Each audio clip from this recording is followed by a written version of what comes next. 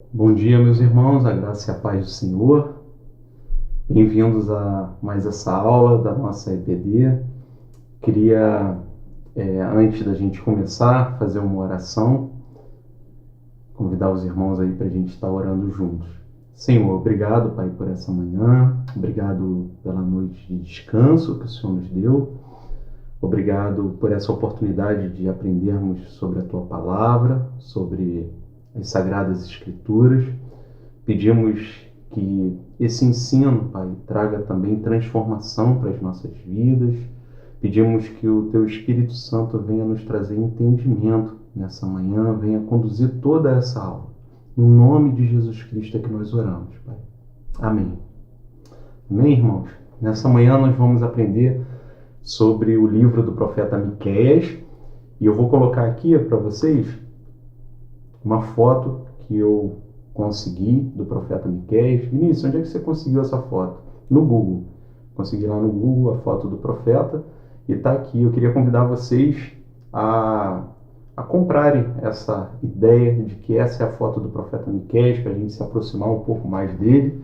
Então, de todas as fotos que eu vi, eu imagino que ele era mais ou menos assim, tá bom? Queria que vocês imaginassem também junto comigo, para a gente poder entender um pouco mais sobre a história. Era a roupa dele aqui, de camponês, uma barba grande, um dedo apontado, uma pessoa com características simples. É assim que eu imagino que era Miqueias. E é assim que o livro dele retrata um pouco na forma dele falar, na cidade onde ele morava, onde ele nasceu, tá bom? Vamos lá então. Na introdução, eu separei aqui a questão a estrutura é muito parecida com a estrutura do nosso livrinho, né? Daquele livro que a gente usa na EBD. Então, tem aqui o autor, Miqueias, natural de Moresete, em Judá. Então, ele morava ali numa cidade afastada ali uns 30 quilômetros aproximadamente da capital, Jerusalém. E aqui eu separei também uma frase do Júlio Zabatiero, um teólogo. Ele também é escritor, professor. Achei muito interessante, fala um pouco sobre o autor, sobre Miqueias. Com certa semelhança aos escritos de Amós, também morador das montanhas de Judá, Miqueias carrega em suas palavras a sabedoria popular com um sabor camponês, capaz de transmitir a seus ouvintes a perspectiva de quem trabalha a terra para produzir vida. É interessante porque a forma dele se comunicar, né, a palavra, a sabedoria popular dele facilitava muito a comunicação que ele dizia, principalmente para aqueles que estavam ali próximos dele. Então era uma característica dele, um camponês, um sabor camponês, a forma dele se comunicar. Ele faz alguns trocadilhos, usa o significado do nome das cidades para fazer trocadilhos sobre aquilo que ele estava falando. Era uma linguagem bem assim, vamos dizer assim, sem aquele comprometimento todo intelectual, tal, uma palavra bem simples. O período 740 a 687. Esse período eu coloquei aqui, apesar de algumas bíblias de estudo colocarem outro período, mas é o período do início do reinado de Jotão até o fim do reinado de Ezequias, que são contemporâneos de Miqueias. Destinatários, o povo de Judá e o povo de Israel. Então ele estava ali no Reino do Sul, em Judá, mas ele também falava a respeito do que ia acontecer também no Reino do Norte, o povo de Israel. Tá bom? Contemporâneos, rei Jotão, Acais e Ezequias, profetas Isaías e Oséias. Então Isaías estava mais próximo ali da capital, estava ali na capital, mais próximo do palácio, né? Então, apesar deles serem contemporâneos, Isaías tinha uma palavra mais direcionada aos governantes e Miqueias tinha uma palavra mais ali aos poderosos, aos ricos, aos religiosos, aos líderes religiosos, né? Apesar dos dois também, por exemplo, Isaías falar também sobre a questão dos pobres, dos menos favorecidos, e Miqueias falar também dos reis. Oséias já tinha uma linguagem um pouco mais parecida, até por causa da sua origem, ele atuava mais no Reino do Norte, e tinha uma linguagem mais parecida com a linguagem usada por Miqueias. Aqui eu separei aqui um print da tela, né, de um vídeo que, se eu não me engano, é a mesma série de vídeos que o irmão Anderson usou na ministração de uma aula lá na igreja. Achei muito interessante o vídeo, depois se os irmãos tiverem a oportunidade de assistir. São vários vídeos de vários livros da Bíblia, de vários textos. Então, esse print aí, né, queria agradecer os irmãos aí também que me ajudaram aí na tradução, né, e também na operação desse OBS, né, a primeira vez que eu uso, e é muito interessante, um recurso muito legal.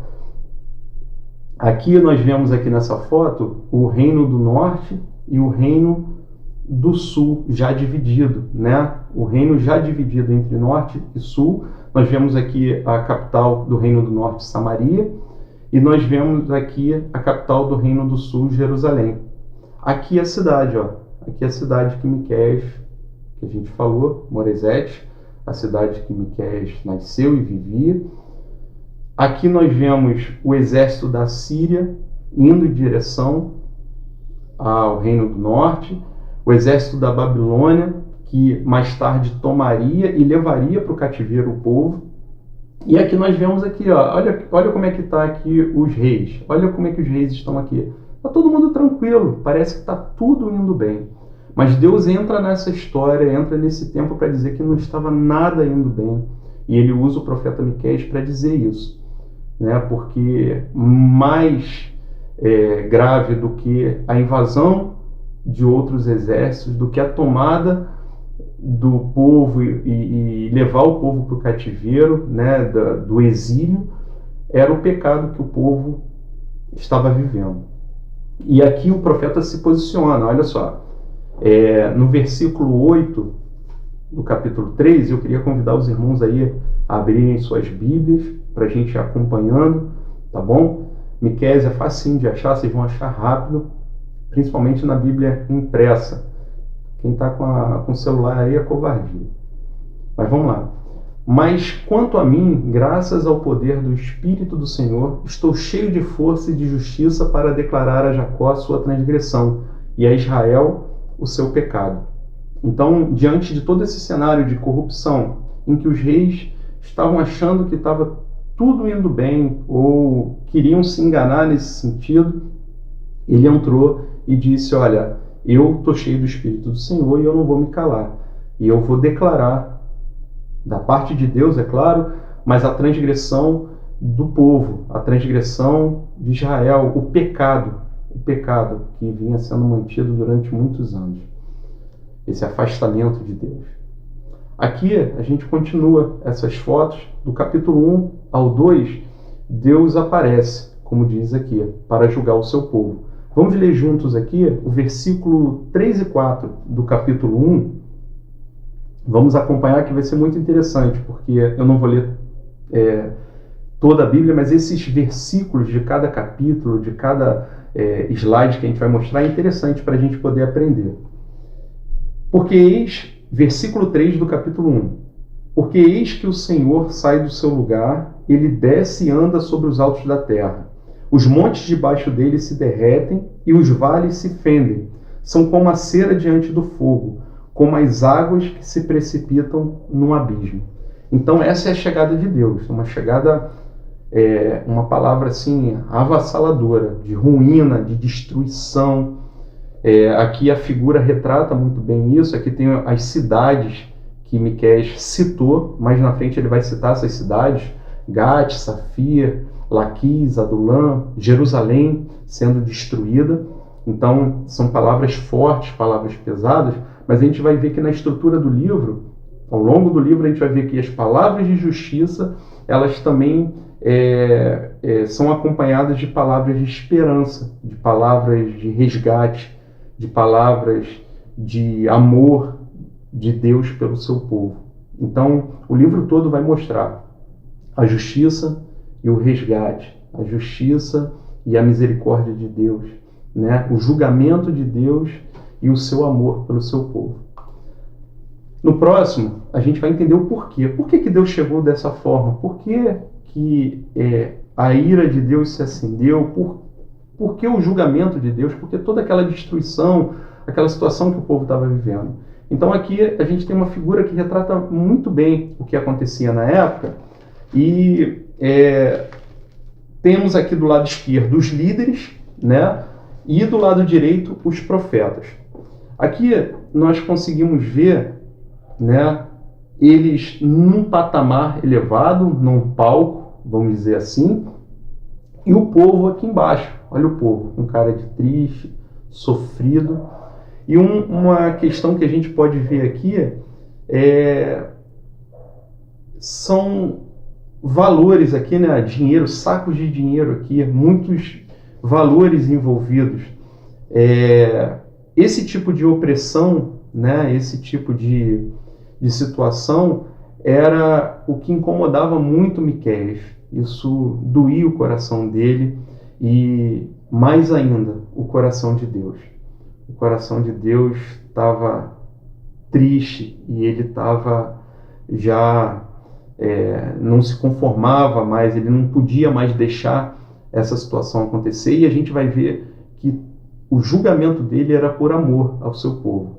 Então nós temos aqui até uma citação aqui de Nabote, né, em 1 Reis 21, depois os irmãos podem ler com mais calma, mas fala de um homem que tinha uma terra, e essa terra tinha sido tomada, queria ser comprada por um rei. Ele falou que não podia vender porque era uma herança dos seus pais, mas aí ele contou para o rei Acabe, contou para sua esposa Jezabel, e ela montou um esquema para matar Nabote, e consequentemente o rei tomou a terra dele.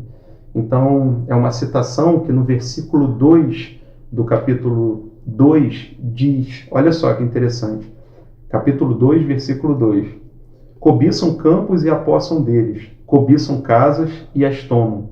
Assim fazem violência a um homem e a sua casa, a uma pessoa e a sua herança. Então era isso, o sistema, o mecanismo, tinha um mecanismo de corrupção montado. Era um mecanismo de opressão. Era um mundo tomado pelo pecado, onde os líderes da cidade, do reino, os governantes, associado àqueles que tinham um poder aquisitivo maior, que queriam tirar proveito daquela situação, junto com os religiosos, junto com os profetas, que deveriam estar acusando, condenando o povo, esse tipo de ato, esse tipo de atitude, e eles estavam ali macumunados, eles estavam ali juntos, eles estavam ali aprovando, carimbando, né, toda aquela situação. A palavra que deveria ser de condenação eram palavras assim amenas, eram palavras, era o que os reis, era o que os governantes, o que os líderes queriam ouvir. Eles falavam o que o povo queria ouvir. Então eles não cumpriam o seu papel, ao contrário de Miqueias. Aqui temos uma foto, olha, da terra. A terra naquela época, da terra sendo retirada, ó, escritura de venda da terra. Os juízes, eles julgavam a favor deles, aqui, ó. Então, qualquer causa era julgada a favor dos ricos, e os pobres, os camponeses, os trabalhadores, aqueles que tinham a terra como herança, tinham suas terras roubadas, né? Porque o que acontece? Como o exército da Síria ele tinha tomado, né, tinha tomado o reino do norte, o reino do sul estava também debaixo dessa opressão, desse domínio. Ora em tempos de paz, ora com guerra, mas eles estavam debaixo desse domínio. Os impostos cobrados pela Síria eram impostos altíssimos. Então, esses camponeses, eles além de pagarem os impostos, os tributos que eles já deveriam pagar ao rei, eles estavam agora com tributos muito mais altos, porque por conta desses impostos cobrados da Síria, os tributos cobrados aos camponeses aumentaram. Então era uma dívida, era uma situação impagável, eles não tinham como manter a sua produção pagando esses impostos. Então o azeite que era exportado, o vinho, as cerâmicas que eram exportadas, elas passavam por um tributo da Síria, e quem pagava a conta eram os camponeses. Então, quando o rei Ezequias assumiu o poder e ele retomou o culto, né, e tudo mais, ele acabou aumentando ainda mais esses impostos para bancar uma estratégia dele de guerra contra essa opressão da Síria. Então teve que construir muros, teve que fazer investimento em treinamento de soldados, e eles pagavam essa conta. Como essa conta era impagável, os ricos emprestavam dinheiro a juros altíssimos, eles não tinham como pagar e acabavam perdendo suas terras eram tomadas. Deus pastoreará seu povo. Olha o que eu disse lá sobre essa palavra de condenação, de justiça, mas também palavra de esperança. No capítulo 2, versículos 12 e 13, retratam essa palavra, esse equilíbrio, essa estrutura do livro de Miqueias. Capítulo 2, versículo 12. Certamente eu ajuntarei todos vocês, casa de Jacó. Certamente congregarei o remanescente de Israel. Eu os porei todos juntos como ovelhas no aprisco, como rebanho no meio de sua pastagem. Farão muito barulho por causa da multidão de pessoas.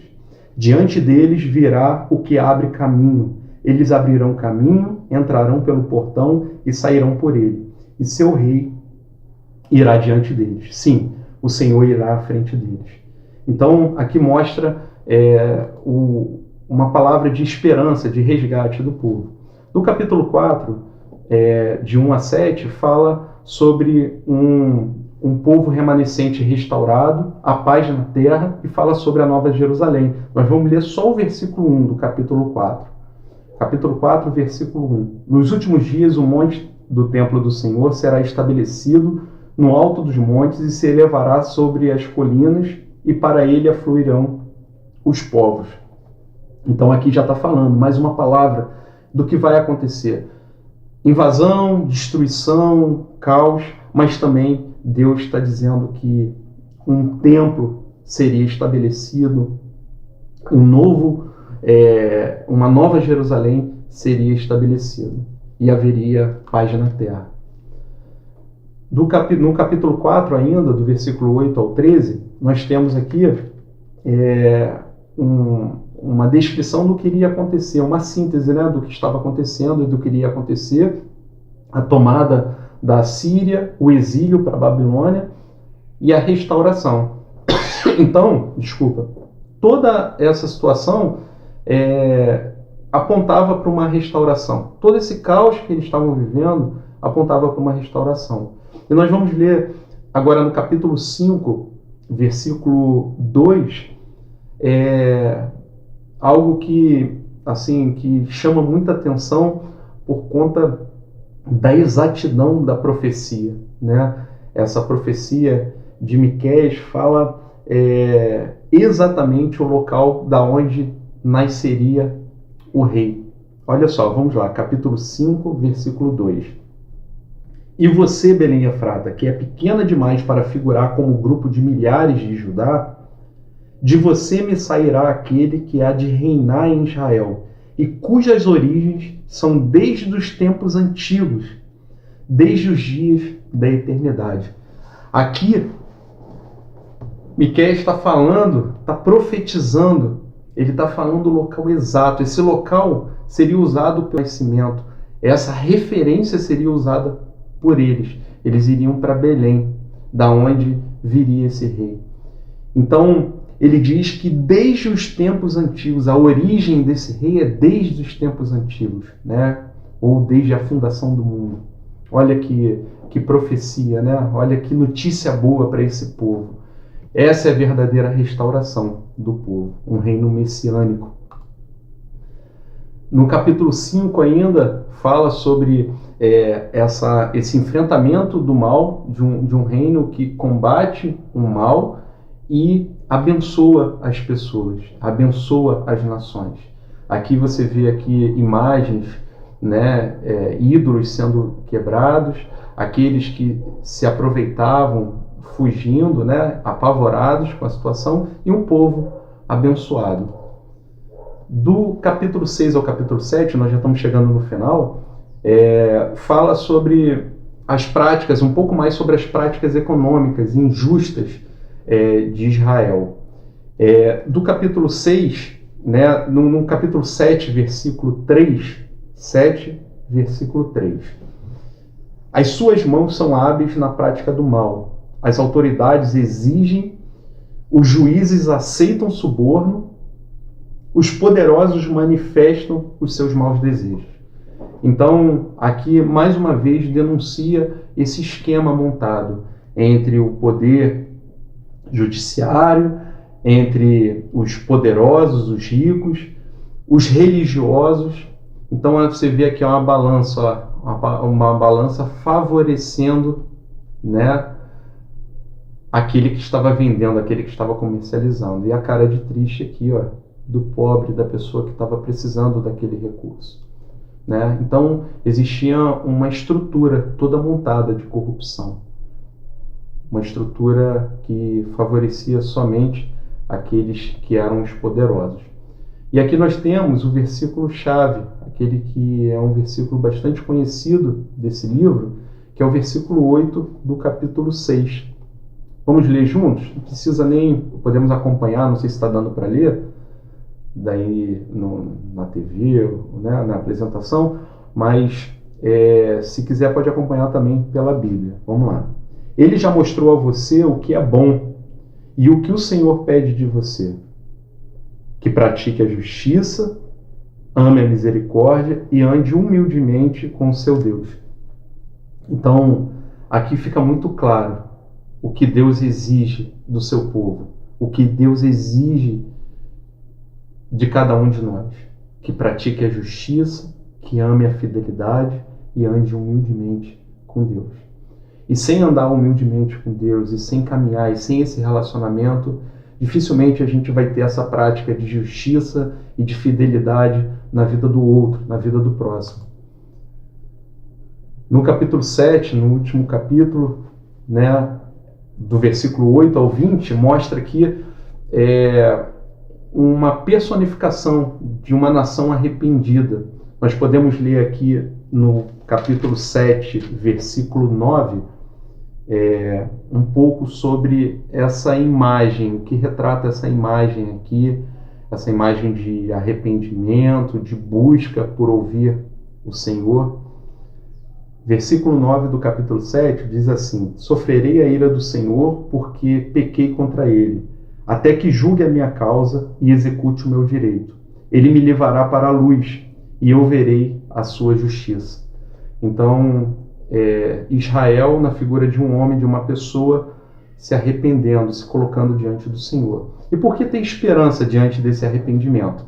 Aqui são colocadas duas razões para a esperança futura. A primeira, o caráter de Deus, e a segunda, a promessa de Deus, que é relatado aqui no versículo 18 do capítulo 7.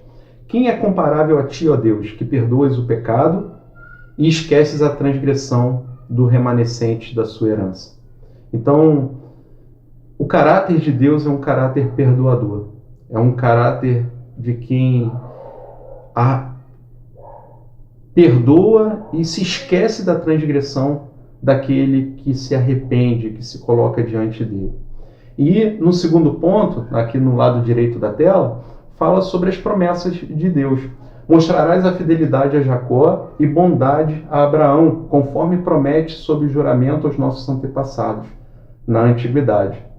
Então, ele está dizendo no versículo 20 que as promessas de Deus serão cumpridas. Isso é motivo de esperança, porque o caráter de Deus é um caráter de um Deus que não muda, é um caráter de um Deus que cumpre com as suas promessas, que perdoa o pecado, e isso trazia esperança para o povo.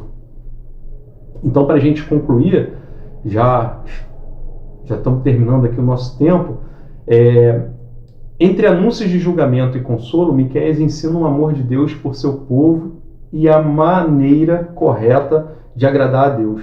Então, ele, como eu já disse, ele, na sua estrutura, na estrutura desse livro, ele fala sobre julgamento e fala sobre consolo. Ele ensina sobre o amor de Deus do seu povo, porque o julgamento, a disciplina, era por conta do amor, né? E ele mostra, vamos ver aqui no versículo 8 do capítulo 6, a maneira correta de agradar a Deus. Precisamos andar humildemente com Deus, amando o próximo e reproduzindo na vida dele a justiça e a misericórdia do Senhor. No versículo 8 do capítulo 6, Deus deixa muito claro o que Ele quer, o que Ele deseja de nós. Deus não está alheio às injustiças sociais e às opressões sofridas no mundo. Deus é um Deus que se compadece, que sofre e que vê. Ele está vendo tudo o que está acontecendo. Mas eu creio que Ele deseja criar no nosso coração essa mesma sensibilidade, que a gente possa estar sensível a essas questões que nos cercam, que a gente vive, das injustiças. Temos visto recentemente essa causa dos negros lá nos Estados Unidos, aquela injustiça cometida a um homem indefeso. E a gente vê, é claro, que na forma pacífica de manifestação de protesto, as pessoas se compadecendo, elas sofrendo junto, que nós possamos, como povo de Deus, sofrer não só por essas causas, mas por todas as causas que consideramos ser injustas e consideramos ser fora da misericórdia de Deus, retirada da misericórdia de Deus. Guiados pelo testemunho profético de Miqueias, que também nós possamos nos comprometer com a construção de uma sociedade pacífica, justa e misericordiosa. Então, é esse o desafio. O livro de Miqueias, essa leitura, esse estudo, me desafiou nesse sentido, em buscar esse compromisso, né? Que a minha vida contribua para uma sociedade de paz, de justiça, de misericórdia, que a nossa vida, esse é um grande desafio para cada um de nós. E eu não consigo ver esse desafio sendo cumprido sem uma proximidade, sem um relacionamento íntimo com o Senhor. Amém, meus irmãos?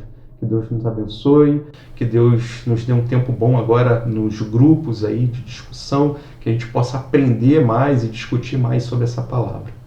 Deus abençoe vocês.